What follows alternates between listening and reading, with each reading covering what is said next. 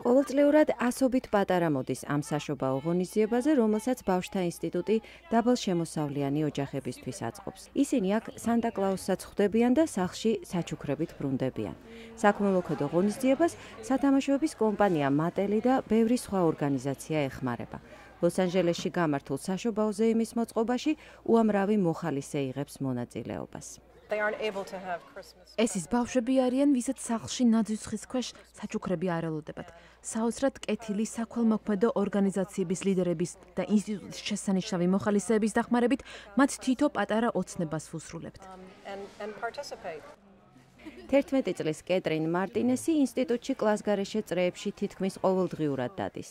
კეტრინის დედა როზა კი მშობლებისთვის განკუთვნილ ბავშვის აღზრდის კლასში დადის. ჯერ ერთი ვერთობით, ამას გარდა ბავშვები საჩუქრებს არჩევენ და მეგობრებთან და გარშემო მყოფებთან ერთად ხალისობენ. გვინდა მშობლებმა და პატარებმა დროებით მაინც დაივიწყონ ის პრობლემები, რაც მათ სახლში ელოდებათ, ამბობს ინსტიტუტის თანამშრომელი ნინა რევოლი. იმ უბანში, სადაც ისინი ცხოვრობენ, ხშირად ძალადობა ხდება, რის გამოც ბავშვები ტრამვირებულები არიან, საკუთრივ მათ ოჯახებშიც, საშინელებები ხდება ხოლმე. სქიდროუს უბანში უსახლკაროებს უდევთ ბინა. მეზობლები მათ საკვები პროდუქტით ხშირად ეხმარებიან. ორგანიზაცია ლოს-ანჯელესის მისია მათ უფრო ორგანიზებულად ეხმარება და თავშესაფარს სთავაზობს. უმუშევრები ინტერნეტით სამსახურს ეძებენ.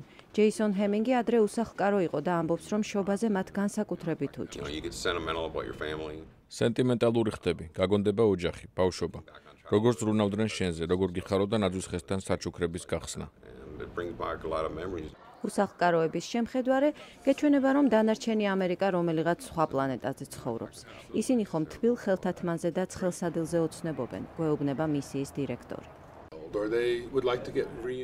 საშობაოდ ოჯახთან შეხვედრას და მათთან ყოფნას ნატრობენ და არა მაზერატებს, ფერარის და მსგავს ფუფუნების საგნებს. უსახლკაროთა სურვილები იმდენად მარტივია, რომ ჩვეულებრივი ადამიანი ამას ვერც კი წარმოიდგენს. ისინი ხომ ელემენტარულ საარსებო საშუალებებზე ოცნებობენ. ქველმოქმედები ამბობენ, რომ შობა ადამიანებისთვის სისტემატური შემწეობის დარიგების, გაცემის, სიკეთის ქმნის აუცილებლობის შეხსენებაა. მაია ქვარცხავა, ამერიკის ხმა, ვაშინგტონი.